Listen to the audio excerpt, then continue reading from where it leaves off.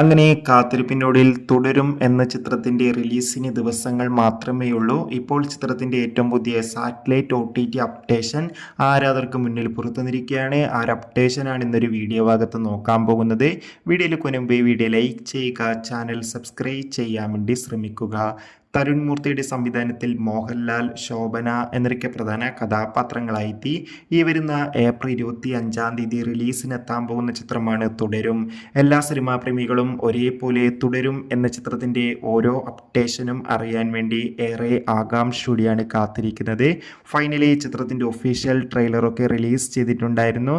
മികച്ച positive response തന്നെയായിരുന്നു തുടരും എന്ന ചിത്രത്തിൻ്റെ ട്രെയിലറിന് സ്വന്തമാക്കാൻ വേണ്ടി സാധിച്ചിട്ടുണ്ടായിരുന്നത്. അങ്ങനെ കാത്തിരിപ്പിനൊടുവിൽ തുടരും എന്ന ചിത്രത്തിൻ്റെ ഏറ്റവും പുതിയ അപ്ഡേഷൻ പുറത്തുവന്നിരിക്കുകയാണ്.